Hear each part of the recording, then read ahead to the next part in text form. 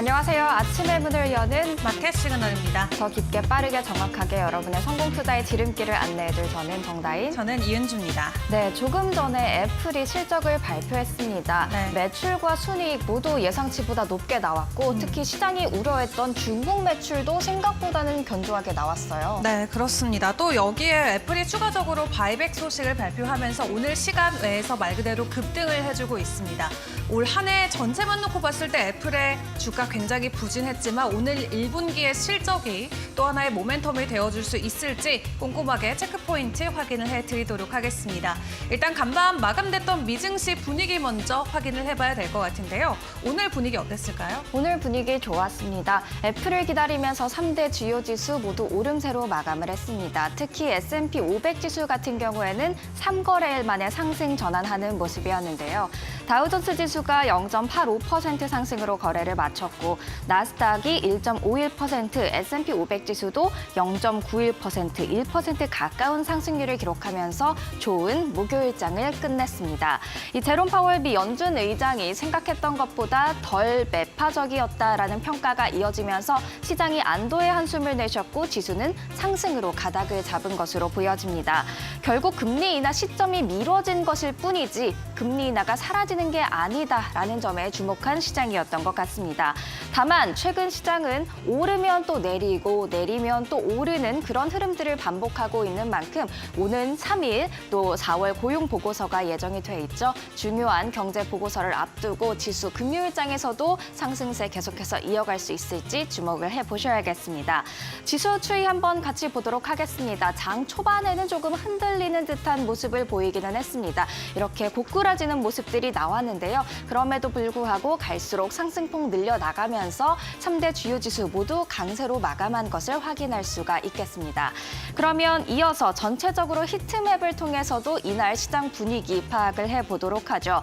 내리면 오르고 오르면 내리는 시장이라고 말씀을 드렸습니다. 수요일장에서 내린 종목들이 좀 있었기 때문에 목요일장에서는 대체적으로 상승, 초록불을 켜는 모습들을 보여줬는데요. 전날 하락했던 종목들 위주로 좀 강하게 초록불이 들어오는 모습들이었습니다. 그리고 서학개미 분들이 가장 좋아하고 미국 증시를 주도하고 있는 Magnificent 7, M7도 이날 모두 오름세를 보였습니다. 시가총액 1위 마이크로소프트가 0.73% 강세를 보였고요. 실적 발표를 앞두고 있던 애플 2%대 강세로 마감을 했습니다. 실적 발표 이후에 움직인 잠시 후에 같이 체크를 해보도록 하겠습니다. 알파벳과 메타도 1.75%, 0.6%가량 강세를 보였고요. 엔비디아가 3% 전날에 비해 강한 반등세를 보여줬고 아마존도 3% 강세를 보이는 하루였습니다. 한편 메타의 상승률이 다소 부진했다라고 볼 수가 있겠는데요. 이 메타는 투자 성공률이 높은 BNP 파리바의 애널리스트가 지출은 증가하는데 새로운 수익 창구가 안 보인다는 이유로 이례적으로 매도 의견을 냈습니다. 그래서 장 초반 하락세를 보였지만 상승 반전한 것으로 보여집니다. 그렇다면 지금 애플의 시간외 거래 움직임도 한번 체크를 해보도록 하겠습니다.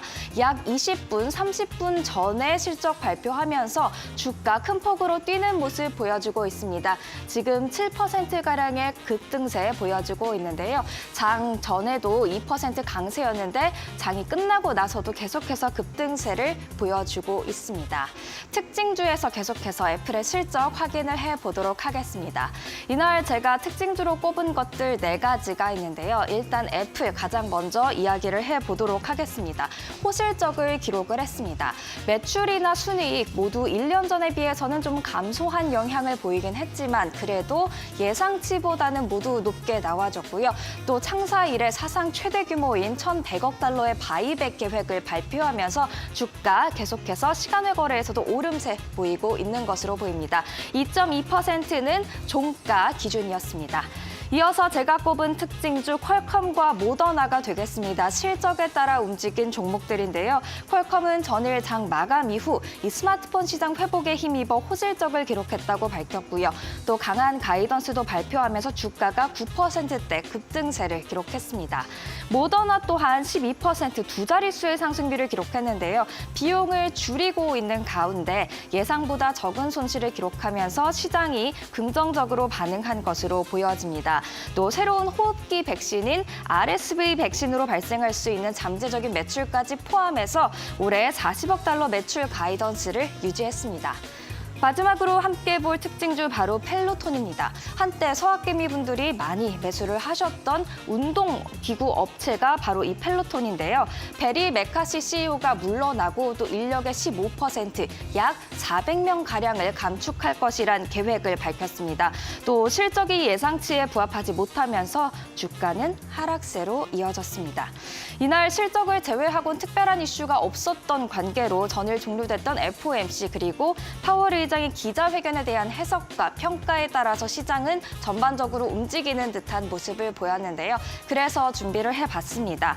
어제 파월 의장의 연설을 다른 월가 전략가들은 어떻게 해석을 했을까요? 먼저 골드만삭스의 경제학자입니다. 5월 FOMC에서 깜짝 놀랄 만한 일은 없었고 대체로 완화적이었다라고 평가를 하면서 올해 2번의 금리 인하를 예상을 한다고 밝혔습니다. 또 다른 시티그룹 경제학자는 근원 인플레 지표나 고용 지표가 둔화하는 즉시 금리 인하에 나설 것이란 우리 견해와 일치한다면서 파월 의장의 연설을 긍정적으로 받아들였는데요. 시티가 가장 강력하게 금리 인하 시그널을 예상을 하고 있습니다. 4번의 금리 인하가 올해 있을 것이라고 전망을 하고 있습니다.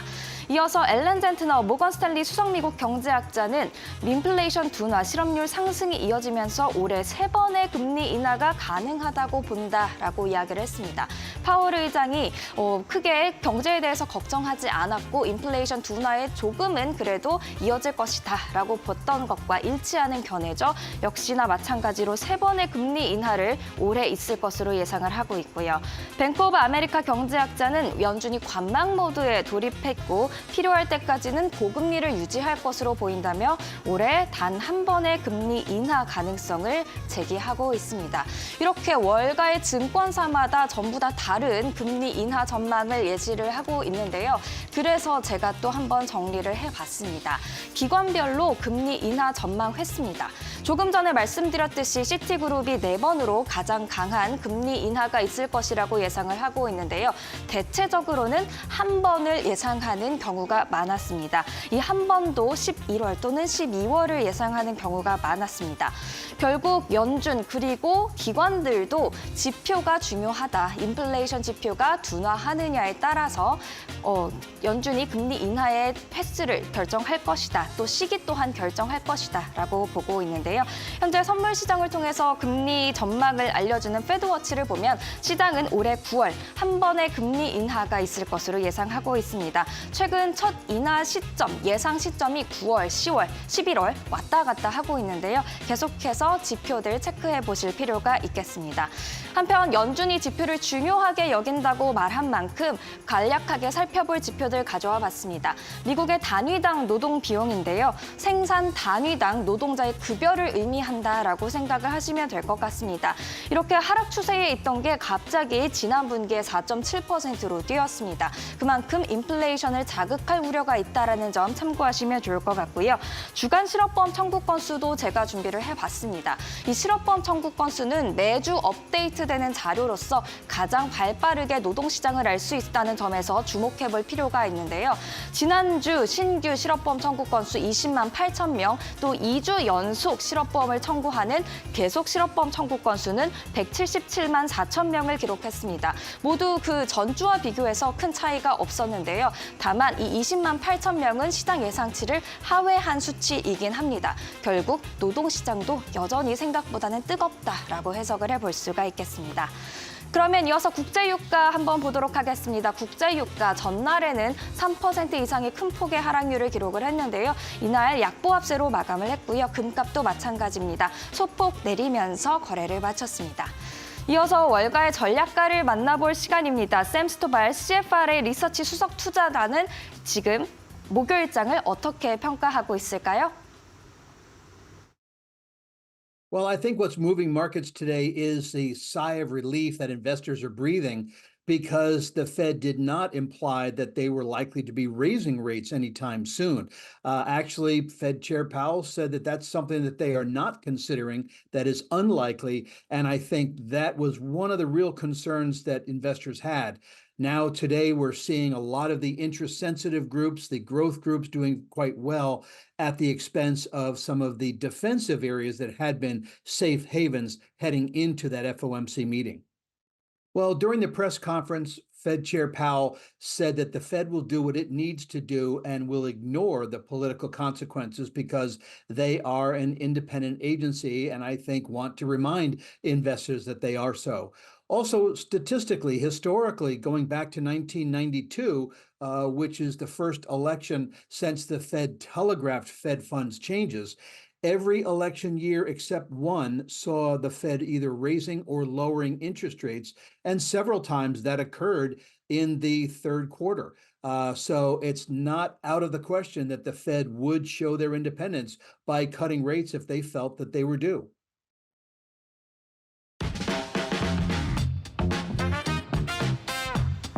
네, 간밤 있었던 글로벌 이슈들 함께 확인해보는 Must Know 5 시간입니다. 네, 그래도 어제 제롬 파월의 입장이 오늘 시장에는 좋은 이 촉매제가 되줬던 것 같습니다. 간만에 모두 상승하면서 마무리가 됐는데요. 또 여기에 시간외 거래에서 애플의 실적까지 발표가 되면서 급등하는 애플의 모습까지 모두 확인을 해보도록 하겠습니다. 일단 첫 번째로 애플 소식 먼저 확인을 해보시죠. 월가 예상치보다도 소폭 높은 실적을 보였습니다. 그럼에도 불구하고 전체 매출은 4% 감소하는 모습이었고요. 우려했던 아이폰의 판매 부진 또한 10% 정도 감소한 모습이 확인이 되긴 했습니다. 네, 그럼에도 불구하고 긍정적으로 확인해볼 부분들은 분명히 있어 보입니다. 시장이 가장 우려했던 부분이 바로 아이폰의 중국 판매 부진이 될 텐데요. 이와 관련해서 애플 측에서는 중국과 관련된 자신감을 인터뷰를 통해서 다시 내비치기도 했습니다.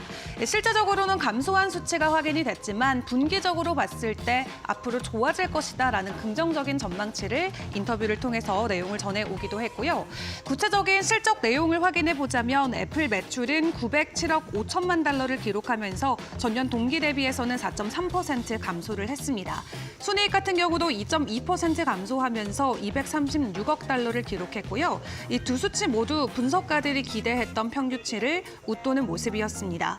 그리고 1분기 EPS는 1.53달러를 기록하면서 예상치였던 1.5달러를 상회해주기도 했고 자사주 같은 경우는 1센트 인상된 25센트의 배당금을 지급하기로 했습니다.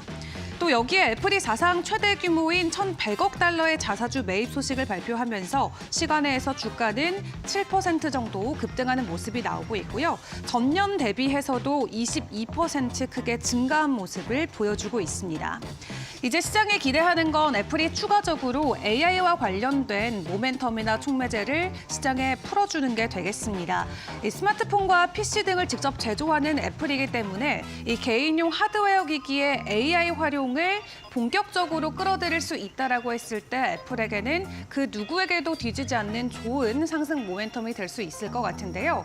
일단 나쁘지 않은 실적과 함께 추가적인 AI 모멘텀이 애플의 주가에 또 힘이 되어줄 수 있을지 보셔야겠습니다.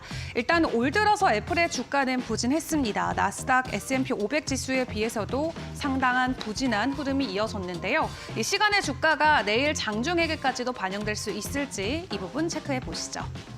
이어서 조금 더 큰 그림에서의 미국 시장 상황을 확인을 해보도록 하겠습니다. 앞서 다이낸코어도 확인해봤지만 미국의 실업수당 청구 건수가 발표가 됐죠. 여전히 미국 안에서의 고용시장은 뜨거운 모습을 보여주고 있습니다.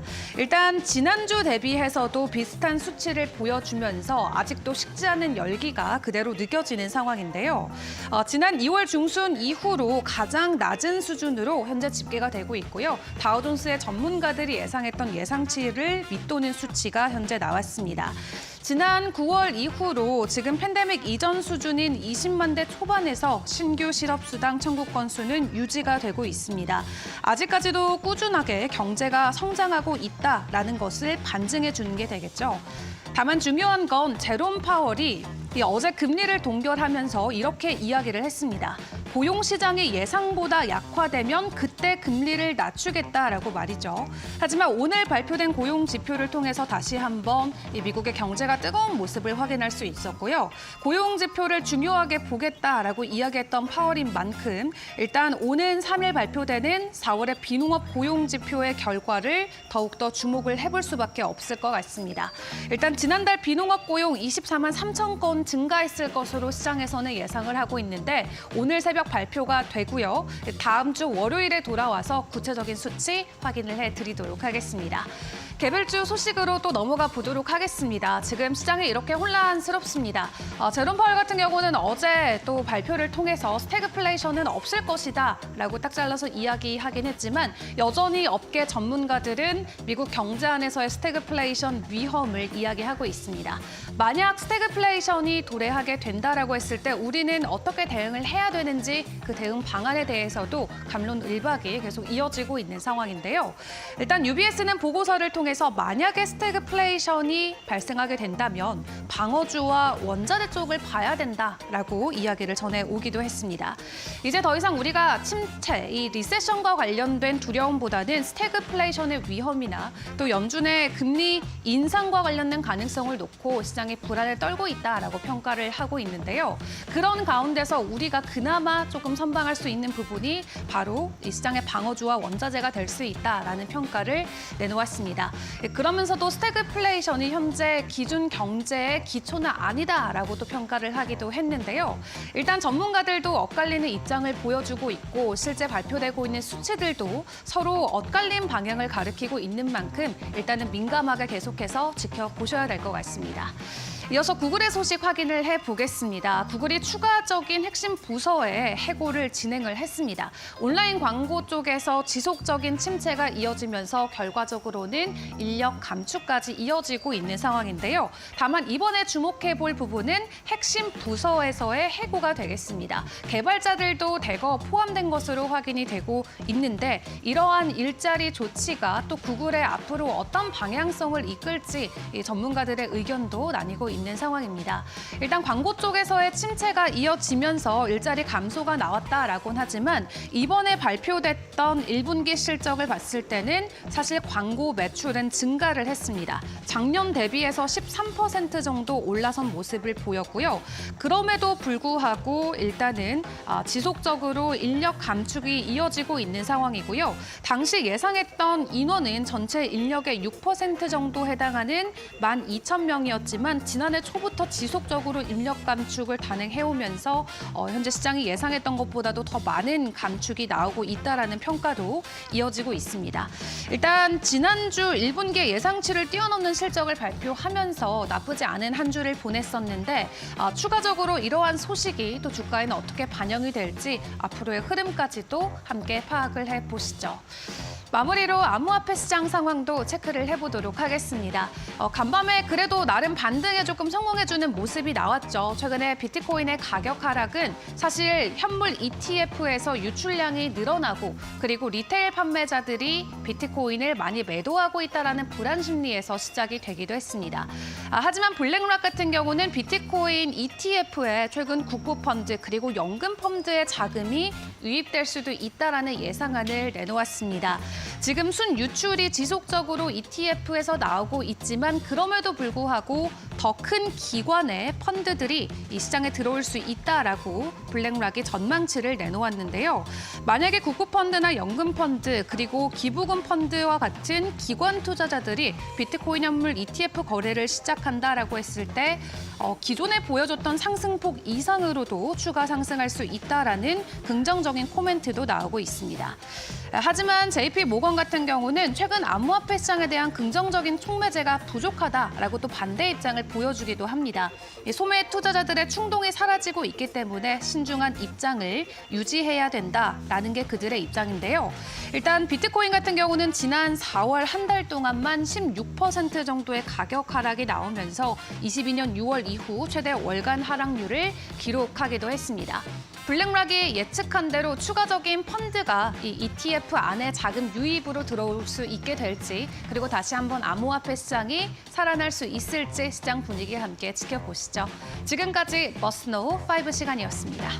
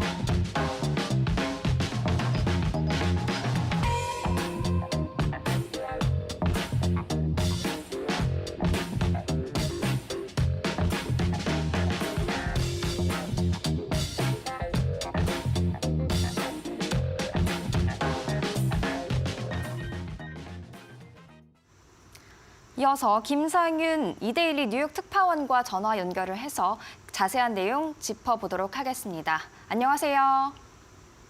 네, 안녕하세요. 네, 장 마감 후에 애플이 실적을 발표한 만큼 애플에 대해서 먼저 질문을 안 드릴 수가 없을 것 같습니다. 일단 매출이나 순이익 전년 동기 대비 좀 하락하기는 했지만 그래도 시장 예상치보다 좋은 흐름을 보여줬고 중국 매출도 생각보다 나쁘지 않았는데요. 지금 월가에서는 애플의 실적 발표를 두고 어떤 반응들 보이고 있나요? 네, 애플이 이제 장마감 이후 1분기 실적 발표를 했는데요. 아이폰 판매 매출이 하락하면서 매출은 이제 4% 가까이 줄었습니다. 하지만 이게 시장 예상치는 웃돌았는데요. 워낙 월가의 눈높이가 낮아진 데 따른 결과라고 볼 수 있습니다. 아이폰 매출은 전년 동기 대비 10% 줄었고요. 이거는 이제 월가 예상치와는 유사했습니다. 컴퓨터 맥 매출은 예상치를 이제 크게 웃돌았고요. 반면 아이패드 매출은 이제 예상치를 크게 밑돈 것으로 나타났습니다. 다만 애플은 이날 대규모 자사주 매수잉 프로그램을 발표했는데요. 약 1,100억 달러, 우리 돈으로 150조에 달하는 애플 역사상 가장 큰 자사주 매입입니다. 아이폰 판매 부진으로 올해 주가가 폭락하면서 주주 환원책을 통해서 주가를 부양하려는 시도로 풀을 냅니다. 월가에선 당연히 주주 환원책이 발표되자 환호를 하고 있습니다. 네. 그러면 장 마감 후에 이제 애플이 더욱더 주목을 받은 걸 테고 장 중에는 사실 애플도 많이 오르긴 했지만 전반적으로는 FOMC에 대한 평가가 이뤄지면서 시장이 상승세를 보였던 것 같습니다. 지금 FOMC에 대해서는 어떤 평가들이 나오고 있나요?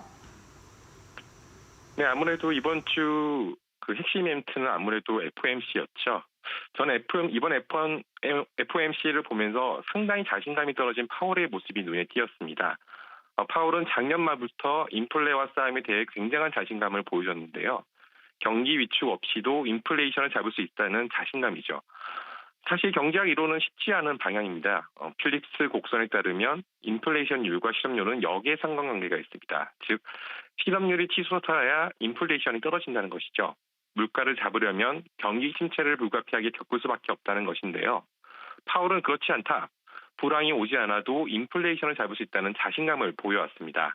이른바 골디락스를 만드는 최초의 연준 의장이 되고자 하는 욕심을 보인 것이죠. 하지만 인플레이션이라는 괴물은 좀처럼 죽지 않고 있습니다. 올 1분기 PCE 상승률은 연율 기준으로 3.7%에 달했습니다. 연율 목표치 2% 대비 약 2배에 달하는 수치인데요. 2% 목표치를 고수하는 파월 입장에서는 할 말이 없어진 것이죠. 결국 파월은 올해 들어 지금까지 들어온 데이터는 금리 인하가 적절하다는 확신을 주지 못했다. 더 큰 자신감을 얻는 데는 이전 예상보다 시간이 더 걸릴 것이라고 했습니다. Higher for longer, 즉 고금리 장기화 가능성을 다시 꺼내든 것입니다. 다시 이렇게 꿈틀꿈틀 오름세를 보이다 보니까 일각에서는 추가 금리 인상이 나오는 게 아니냐 이런 우려도 있었는데 일단 파월 의장이 연설을 통해서는 좀 제한적이다라고 선을 긋는 모습을 보였죠. 네, 그렇습니다. 이날 기자회견의 관심은 연준이 금리 인상 카드를 다시 테이블에 올려놓고 검토를 하고 있느냐였습니다. 기자들은 수차례 금리 인상 가능성에 대한 질문을 던지면서 파월을 괴롭혔죠. 하지만 파월은 금리 인상에 대해서는 단호하게 선을 그었습니다. 파월은 이렇게 답합니다. 현재 금리는 인상을 검토하기에는 제약적이라고 생각한다. 시간이 지나면 충분히 제약적일 것이라고 믿는다. 데이터가 답을 할 것이다. 즉 현재 5.25에서 5.5% 금리를 오랜 기간 유지하면서 인플레이션도 3%대로 내려왔고 투자와 주택시장도 주춤했다는 것이죠. 물론 2% 목표치까지 가기에는 시간이 좀 더 걸릴 것인데 현재 긴축이 좀 더 효과를 발휘할 때까지 좀 더 지켜보자 이런 얘기였습니다. 사실 금리를 더 올린다면 물가를 보다 쉽게 잡을 수 있겠지만 시장에 미칠 충격은 어마어마합니다. 고금리의 기업 대출 비용은 늘어났고 이자 부담에 가계의 가처분 소득도 줄었습니다. 이거는 미국 정부도 마찬가지인데요. 막대한 적자를 보고 있는 미국 정부는 국채를 발행해 부족한 세수를 메우고 있습니다.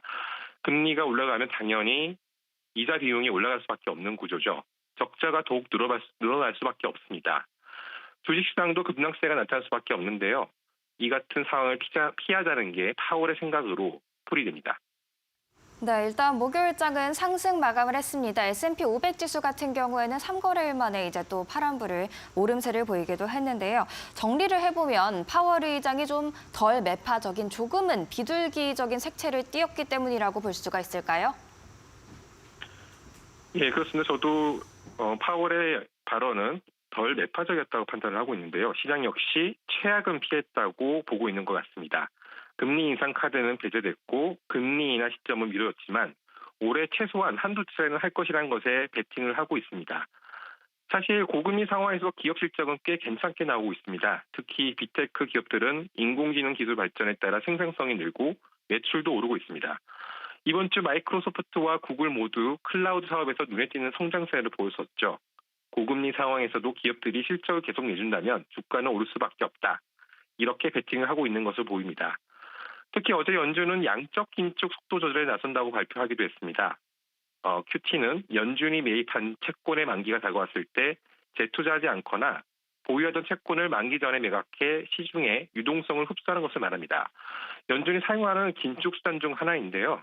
연준은 2022년 6월부터 600억 달러의 국채와 350억 달러의 MBS를 재투자하지 않고 소멸시켜 왔습니다. 문제는 QT가 고금리와 맞불려 시중 유동성을 빠르게 줄이다 보니 시장에 예상외 충격을 줄 조짐을 보이고 있다는 것입니다.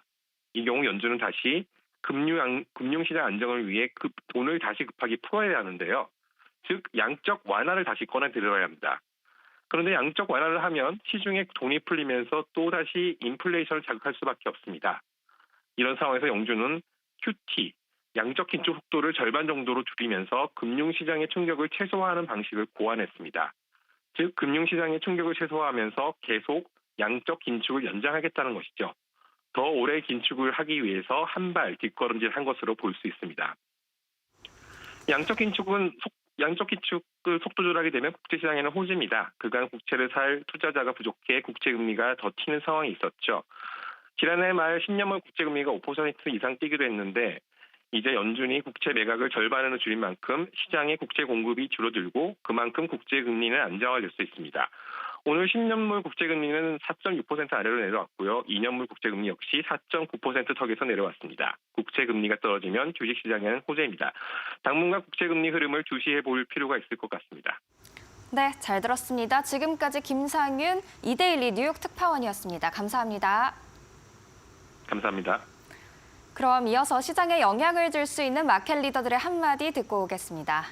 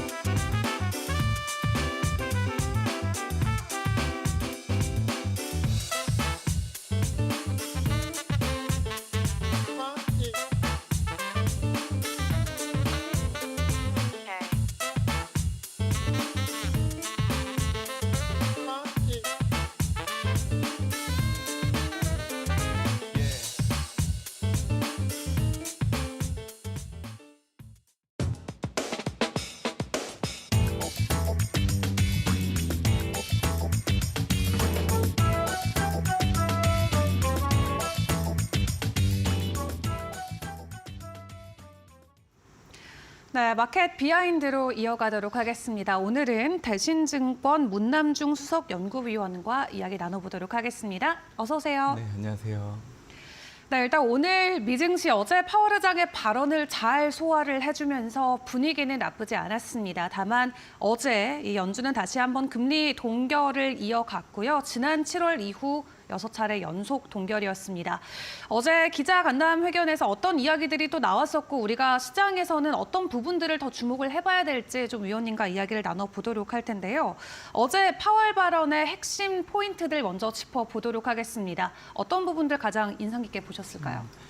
우선적으로 전반적으로 FMC를 좀 평가를 해야 될 것 같아요. 네. 일단 파월 연준 의장은 올해 1분기 물가가 예상보다 상회했다는 얘기를 하면서 물가가 앞으로 더 떨어질 수 있는 근거들, 확신을 좀 가져야 된다는 얘기를 좀 했었죠. 그러다 보니까 기자들이 이런 질문을 좀 했습니다. 그렇다고 하면 지금의 정책 금리가 제약적인 금리 수준이 될 수 있냐라고 이런 질문을 했었는데요. 분명히 긴축적이고 수요를 낮추는 데 영향을 주고 있다라는 반응을 했기 때문에 겉으로 보기에는 되게 매파적인 표현인 것 같지만 또 속으로는 이제 물가가 앞으로도 좀 방향성 자체는 떨어질 수 있다는 부분들을 좀 암시하지 않았나라고 생각합니다. 그렇기 때문에 세 가지 관전 포인트가 있었죠. 첫 번째가 이제 금리 인상 관련해서 앞으로 좀 재개될 여지는 없다라는 거를 단호하게 좀 얘기해줬던 부분들이 있고요. 두 번째는 저도 이해가 되지 않는데 파월 연준 의장도 그런 지적들이 왜 나오는지 이해가 안 된다고 단호하게 얘기를 했습니다.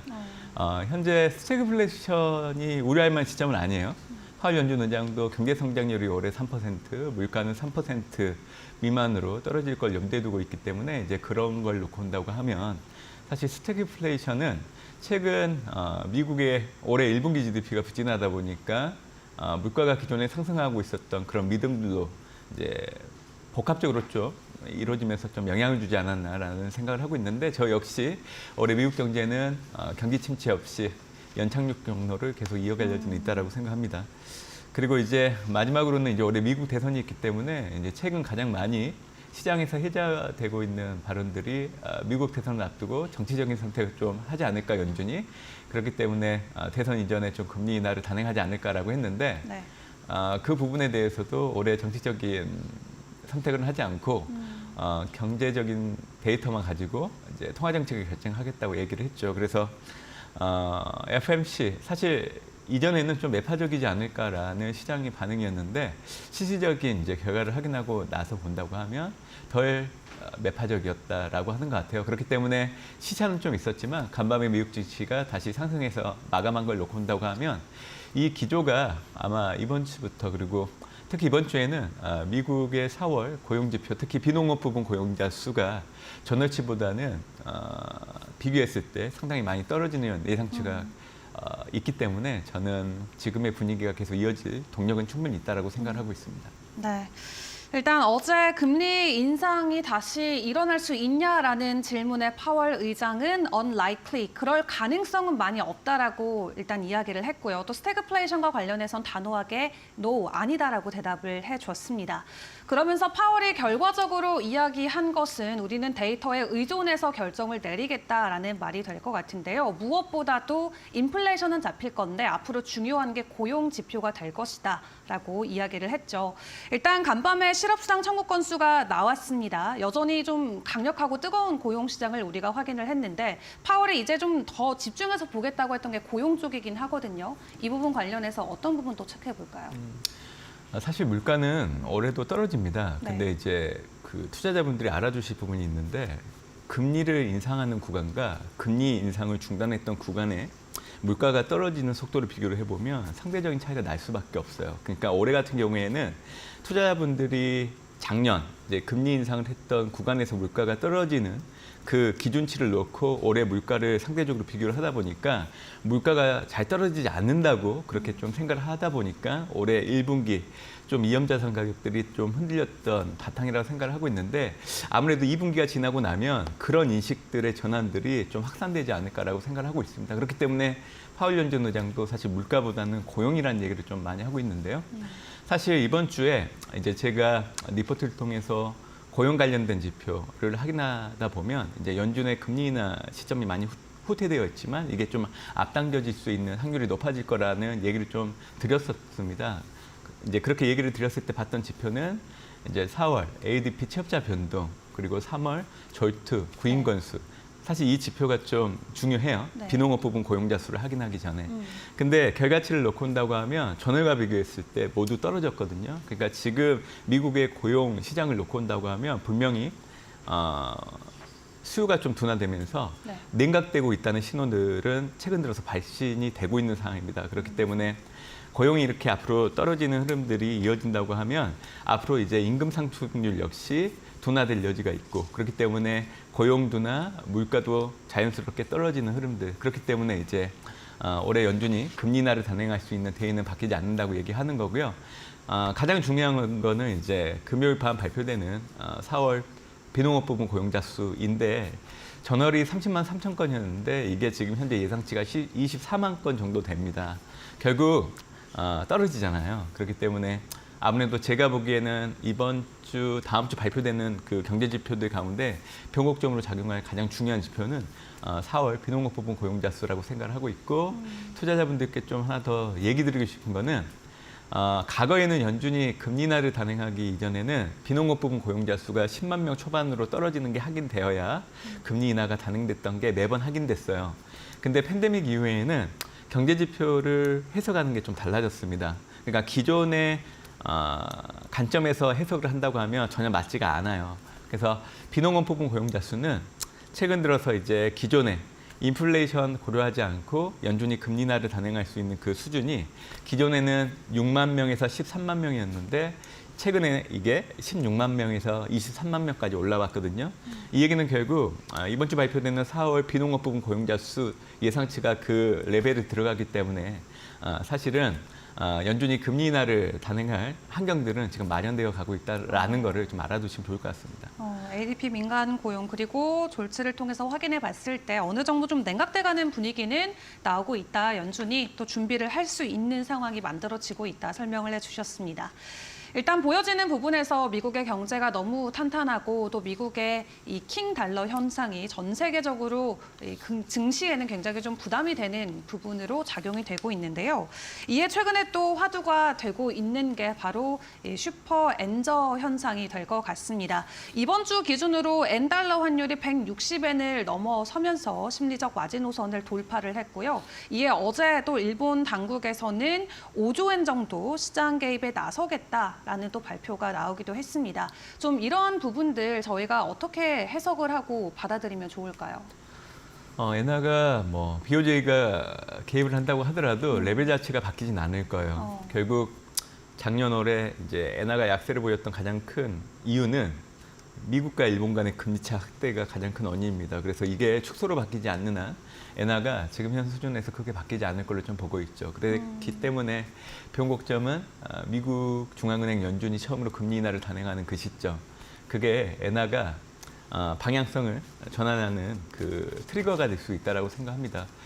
저는 연준이 올해 6, 7월 정도에는 충분히 금리 인하를 단행할 수 있다고 생각을 하고 있기 때문에 엔화가 강세로 전환되는 시점을 그 정도 보시면 좋을 것 같고요.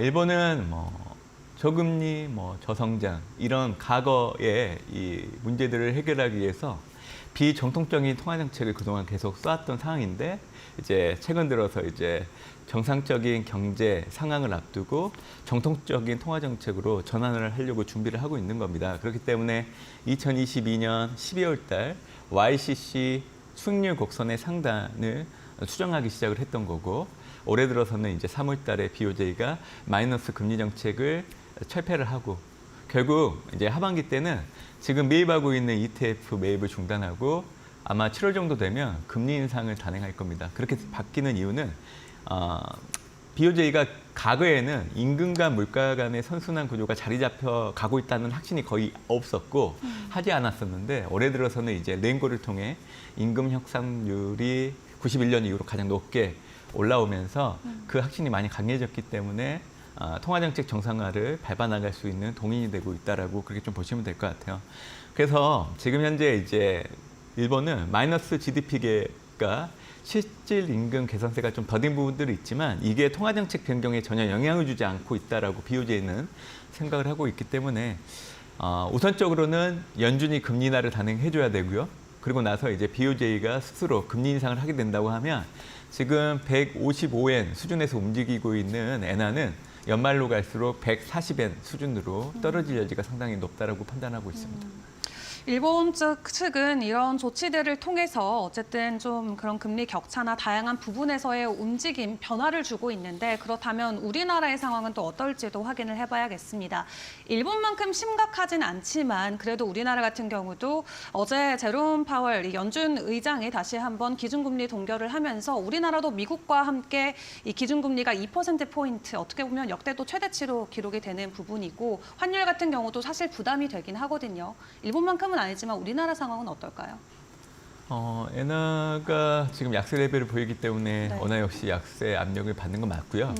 지금 1,370원대에서 움직이는 원달러 환율이 원화 강세로 갑자기 방향을 틀기는 어려운 부분들이 있어요. 네. 그렇기 때문에 결국 뭐 일본 엔화도 마찬가지지만 한국의 원달러 환율 역시 연준의 금리 인하 시점이 가장 중요한 변곡점이라고 그렇게 염두에 두시면 좋을 것 같고요.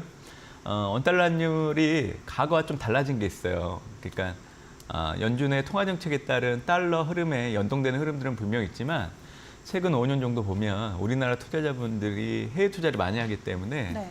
달러에 대한 수요가 상당히 많아졌어요. 결국 원달러 환율의 레벨이 과거처럼 우리가 생각하고 있는 그 고정관념까지 내려가기는 어렵다는 거예요. 그렇기 때문에 엔화가 강세로 올해 하반기 때 전환되더라도 네. 그 레벨 자체가 그렇게 낮게 내려가진 않을 거다. 그래서 저는 올해 연말로 갈수록 원달러 환율 1,280원 정도 염두에 두시면 좋지 않을까라고 생각을 하고 있고요. 그렇게 된다고 하면 뭐 한국 수급 측면에서 외국인 투자자들 역시 뭐 등락은 있을 거예요. 어느 시점에서는 팔고 어느 시점에서는 사고. 하지만 원달러 환율이 지금은 되게 불안정하잖아요. 하지만 하반기로 갈수록 안정을 되찾는다고 하면 외국인 수급 역시 안정을 찾을 여지는 있기 때문에 국내 증시 코스피 지수 기준으로 네. 당연히 이제 미국 증시가 안정을 되찾으면 선방 압력이 높아지는 건 분명히 있죠. 그렇기 때문에 단기적으로 보면 코스피 지수가 2,750선 수준까지는 충분히 올라갈 여지는 있다라고 생각하고 있습니다.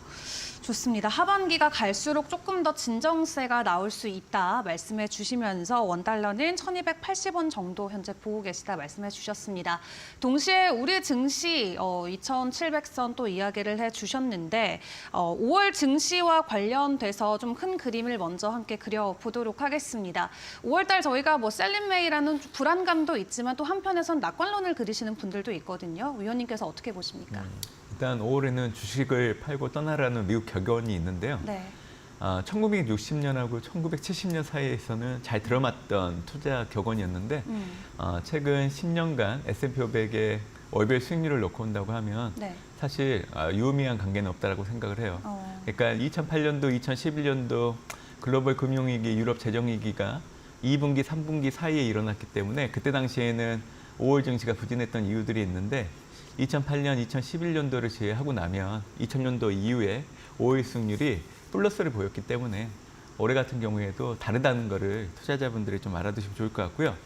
4월 하반을 지나갔긴 했지만 그때 변동성이 커졌던 이유는 말 그대로 변동성 요인, 물가와 통화 정책에 기인한 게 상당히 컸던 부분들이 있는데 저는 이 두 가지 요인들은 해석하는 시점에 따라서 해석의 결과가 달라지기 때문에 변동성이 커질 여지는 상당히 높아요. 그러니까 4월 하반에는 물가가 예상치보다 높게 나오면서 연준의 통화 긴축 시점이 금리 인하 시점이 늦춰지는 데 영향을 줬기 때문에 위험 자산들이 흔들렸거든요. 근데 그 기간을 보면 불과 보름도 채 되지가 않아요. 그렇기 때문에 저는 이번 주 발표되는 고용지표 그리고 제가 말씀은 안 드렸지만 생산 관련 지표인 ISM 제조 지수 역시 다시 이축 국면으로 내려왔거든요. 이 시그널 역시 연준이 금리 인하를 단행하기 위한 선교 조건 중에 하나이기 때문에 이번 주 그리고 다음 주 접어들게 되면 연준 금리 인하 할 수 있다. 그리고 9월 달이 아니라 좀 빨라지면 6월, 7월에도 가능하다는 그 인상 확률이 높아질 여지는 있다라고 생각하고 있기 때문에 5월 달 한 달을 놓고 본다고 하면 평온함이 좀 찾아올 여지는 있다라고 생각을 해요. 그리고 5월 달에 좀 증시가 좋을 수 있는 요인들이 좀 다분하긴 하는데 첫 번째는 플러스 실질 정책 금리가 유지된다. 플러스 실질 정책 금리는 정책 금리보다 소비자 물가가 전년 동월 대비와 비교를 해봤을 때 하회할 경우 실질 정책 금리가 플러스로 바뀌었다 얘기하고 있는데 사실 이게 나타났기 때문에 지난해 미국 증시가 상방 압력을 받으면서 추세적으로 올라가는 근간이 됐어요. 그렇기 때문에 이제 한국 증시 역시 후행해서 지금의 지수대로 올라올 수 있는 바탕이었던 거고요. 그렇기 때문에 사실은 가장 중요한 잣대가 실질 정책 금리가 양액값으로 전환된 게 계속 유지되고 있는지가 중요한데 이게 계속 유지되고 있다는 거고요. 두 번째는 자꾸 언급은 해드리지만 올해 연준의 금리 인하라는 대의는 바뀌지 않는다. 왜냐하면 올해 그 스위스가 3월달 금리 인하를 시작을 했고요. 6월달 되면 ECB, 빠르면 연준, 그리고 영국과 캐나다 역시 금리 인하를 단행을 할 겁니다. 그렇기 때문에 주요 선진 중앙은행들의 금리 인하라는 동참은 연준 입장에서도 금리 인하를 단행하는데 부담으로 작용하는 게 낮아질 여지가 상당히 높다라는 거죠. 그리고 아마 이번 주 지나고 나서 다음 주부터는 세 번째 요인이긴 하는데 실적에 대한 관심이 많이 높아질 거예요. 지금 미국 실적이 상당히 좋습니다. 올해 네. 1분기 실적을 놓고 본다고 하면 S&P 500의 EPS 증가율이 전년과 비교했을 때 지금 0.5이긴 하는데 3월 말에는 이게 3.4였는데 일단 어닝 시즌 시작되기 전에 급격하게 떨어지는 부분들이 분명히 있죠. 근데 미국의 어닝 시즌의 특징이 있어요. 지난해 하반기 때부터. 어닝 시즌 시작하기 전에는 실적 추정치가 급격하게 떨어지다가 어닝 시즌이 끝날 때쯤 되면 어닝 시즌 추정치가 급격하게 올라가요. 그러니까 3월 말에 추정됐던 게 3.4 정도 된다고 하면 올해 1분기 EPS 증가율이 막바지에 이르게 된다고 하면 제가 보기에는 거의 7%까지 올라오거든요. 이 얘기는 결국 S&P 500의 EPS 증가율이 지난해 2분기를 기점으로 매 분기마다 개선되고 있기 때문에 아마 앞으로 증시가 올라가는 그 근간에는 사실은 실적이 뒷받침될 수 있다는 얘기를 좀 드리고 싶고요. 네 번째 요인은 글로벌 AI 붐이 여전히 지속되기 때문에 반도체에 관련된 글로벌 기업들의 주가들이 계속 올라갈 여지가 있다는 겁니다. 그래서 저는 이 네 가지를 염두에 두고 5월달 증시가 좀 평온함으로 찾아올 수 있다는 얘기를 좀 드리고 있습니다. 네, 실질 정책 금리가 계속해서 플러스권에 머물러 주는 한 증시 계속 좋을 수 있다 말씀을 해주시면서 세린메이보다는 오히려 반대쪽의 상황에서 좀 더 낙관론적인 관점으로 지켜봐도 좋을 것 같습니다. 그리고 또 최근 발표되고 있는 여러 지표들을 통해서 어쩌면 금리 인하가 우리가 생각했던 것보다 더 빨리 찾아올 수 있다라는 포인트까지 함께 짚어주셨고요. 이렇게 미국 경제를 중심으로 우리가 또 일본과 한국의 이야기도 전반적인 증시 이야기를 풀어나가 보고 있는데 또 다른 옆 나라죠. 중국 쪽의 상황은 어떨지도 궁금합니다. 최근 중국 쪽 분위기는 어떨까요? 중국도 중국판 밸류업 프로그램 비슷한 정책들을 지금 꺼내들고 있거든요. 그렇기 때문에 상해종합지수 역시 3,050선을 전후로 최근에 3,150선을 향해서 상방 압력이 좀 높아지는 흐름이긴 해요. 물론 이제 밸류업 프로그램을 도입하게 되면 모멘텀이 될 수 있기 때문에 지금 나타나고 있는 흐름들이 연속성을 가질 여지도 분명히 있긴 하는데 저는 중국 증시를 그동안 분석해 오면서 하나 가지고 있는 생각들 중에 하나는 부동산은 개혁 개방 중국 경제는 개혁 개방한 이후에 부동산과 토지 시장 정책을 중심으로 경제 성장을 해왔던 메커니즘이기 때문에 부동산 시장이 살아나지 않는다고 하면 중국이라고 하면 가장 먼저 떠오르는 소비가 개선될 여지가 그렇게 높지가 않습니다. 그렇기 때문에 저는 올해 2분기, 3분기 중국 증시 흐름은 행보할 여지가 상당히 높다라고 생각을 해요. 그래서 만약에 상해종합 지수가 3,200에서 3,200선 정도 올라오게 되면 일단 매도로 접근하고 그리고 이제 3,000선을 좀 하회하게 된다고 하면 다시 매수하는 형태로 박스권 매매를 하는 게 좋다라고 생각을 하고 있고요.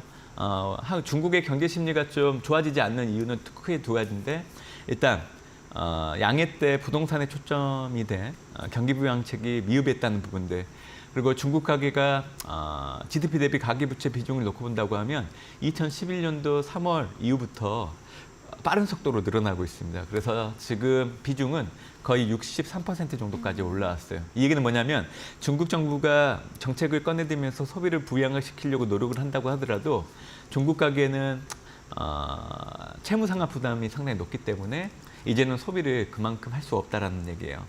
이 두 가지 요인들이 하반기 중국 경제 심리가 개선되기에는 제약할 수 있는 요인으로 작용할 수 있다고 저는 생각하고 있습니다. 네, 좋습니다. 중국 증시 3,000선 아래에서 박스권 매매도 충분히 유효하다 말씀을 해주셨습니다. 오늘 이렇게 전반적인 글로벌 경제 이야기 함께 다뤄봤습니다. 어제 FOMC 연준 회의를 잘 소화해주면서 미국 증시는 마무리를 지었는데 오늘 우리 국내 증시 여파는 어떠할지 계속해서 체크가 필요해 보입니다. 오늘 전문가님과 도움 말씀을 여기까지 함께하도록 하겠습니다. 수고 많으셨습니다. 감사합니다.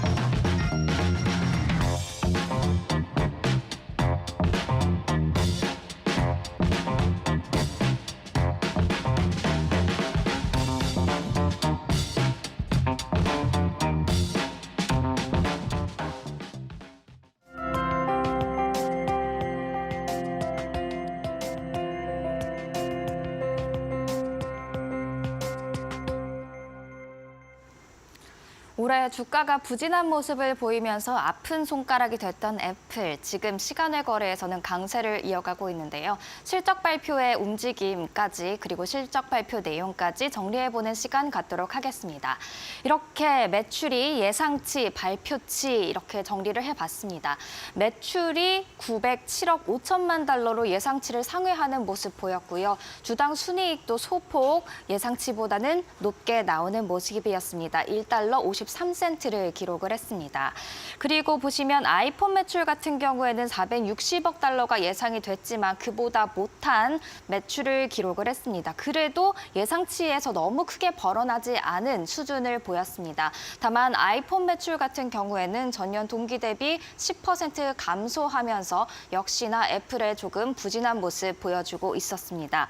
맥 제품 같은 경우에는 75억 달러를 기록하면서 예상치보다 좋게 나왔는데요. 이 75억 달러 전년 동기 대비 4% 증가한 수치가 되겠고요. 아이패드 56억 달러 그리고 기타 제품 매출 79억 달러로 모두 예상치보다는 소폭 밑도는 모습이었습니다. 그래도 이 애플의 좀 빛날 구석을 찾아보자면 바로 서비스 매출, 마진율이 높은 서비스 매출이 아닐까 싶은데요. 예상치로 232억 달러대가 예상이 됐다면 239억 달러대를 기록하면서 좋은 흐름을 보여줬습니다. 또한 239억 달러는 전년 동기 대비 14.2% 증가한 수치였습니다. 그리고 총 마진율 제가 여긴 적어놓지 않았는데요. 46.6%로 1년 전과 예상치와 동일하게 나오는 모습이었습니다. 일단 전체적으로 예상치보다 대체적으로 매출과 주당 순이익 오름세를 기록하면서 나쁘지 않았다라는 평가가 지금 월가에서 나오고 있는 것 같은데요. 키포인트 한번 살펴보도록 하겠습니다. 애플의 매출, 실적 발표에서 이것만큼은 주목해야 된다라는 이야기들이 있었는데요. 일단 첫 번째, 애플의 세 번째로 큰 시장인 중국 매출 과연 어땠을까요? 일단 팩트셋이 예상하기로는 152억 5천만 달러로 전년 동기 대비 14% 하락했을 것이다 라고 예상을 했습니다. 하지만 뚜껑을 까보니 163억 7천만 달러의 매출을 기록을 했고요. 전년 동기 대비 8% 하락에 그치는 모습이었습니다. 14% 하락이 실제로는 8% 하락으로 나타나면서 시장이 좀 그래도 괜찮네라고 평가한 부분인 것 같은데요. 팀 쿡 애플 CEO 같은 경우에는 이 수치를 공개하면서 I feel good about China. 나 중국에 대해서 괜찮다고 생각한다, 긍정적으로 본다라고 이야기를 했습니다. 다만 단기적인 관점의 긍정적이 아니라 장기적인 관점에서 긍정적으로 보고 있다라고 제시를 했습니다. 이어서 향후 전망, 중국을 비롯해서 애플의 전반적인 전망에 대해서는 어떻게 발표를 할까라는 게 초미의 관심사였는데요. 일단 애플은 몇 년 전부터 공식적인 가이던스를 발표하고 있지는 않습니다. 다만 팀 쿡 애플 CEO가 주는 몇 가지 힌트를 통해서 월가에서 가이던스를 자체적으로 추정을 하고 있는데요. 이날 팀 쿡 애플 CEO 2024년 2분기, 지금 2분기죠. 낮은 한 자릿수 성장률을 예상한다라고 이야기를 했습니다. 그렇다 보니까 지난해 기준 2분기에 818억 달러를 기록했기 때문에 지금 월가에서는 2분기 전망치로 832억 3천만 달러 정도를 예상을 하고 있습니다.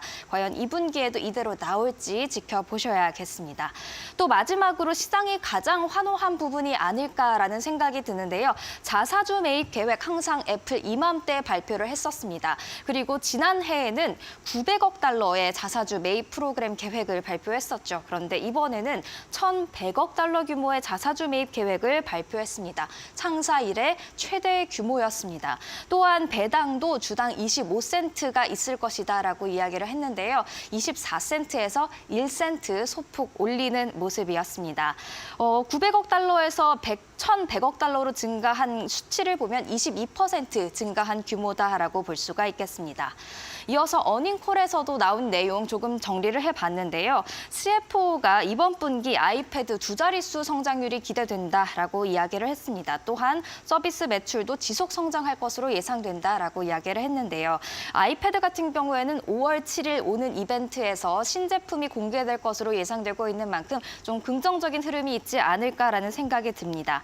또 CEO, 애플 팀 쿡 CEO는 1년 전에 코로나 공급에 밀렸던 아이폰 14 매출이 일부 잡히면서 지금하고 1년 전과 비교했을 때 좀 하락한 것으로 보이지 1년 전에 잡혔던 그 아이폰 매출을 제외하고 보면 성장한 게 맞다라고 분석을 했습니다. 원래 애플은 신제품을 가을에 출시하기 때문에 지난해 아이폰 14 매출이 잡혔던 게 이례적이었다라는 뜻으로 해석되고 있습니다.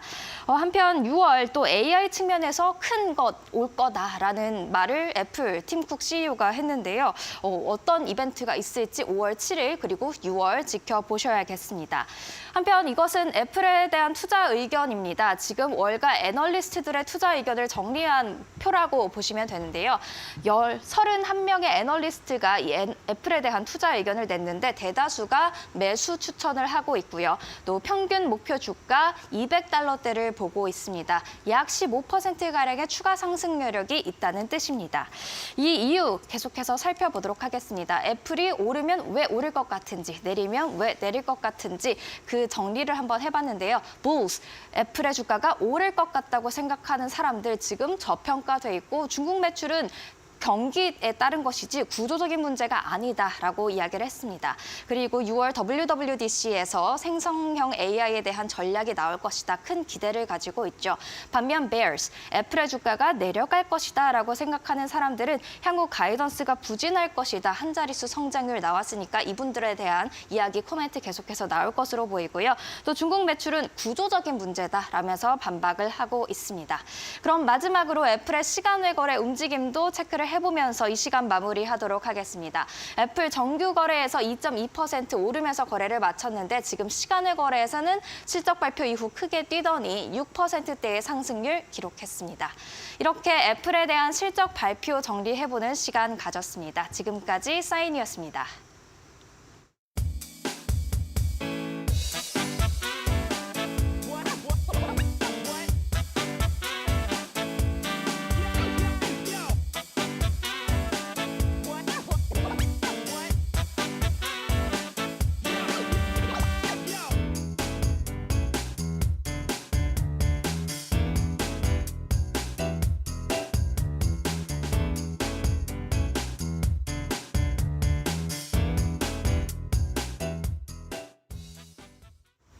일부 월스트리트 사인즈를 정리할 시간이 됐습니다. 쭉 오다 보니 결국 애플이었다라는 생각이 드는데요.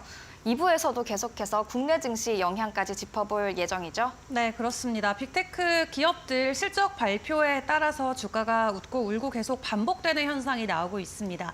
오늘 우리 증시에서 해당 여파들이 또 어떻게 반영될지 꼼꼼하게 체크가 필요해 보입니다. 이데일리와 계속 함께 하시면서 개장 전략까지 챙겨보시고요. 저희는 잠시 쉬고 다시 코리아 마켓 사인즈로 돌아오도록 하겠습니다. 함께 해주신 여러분 고맙습니다.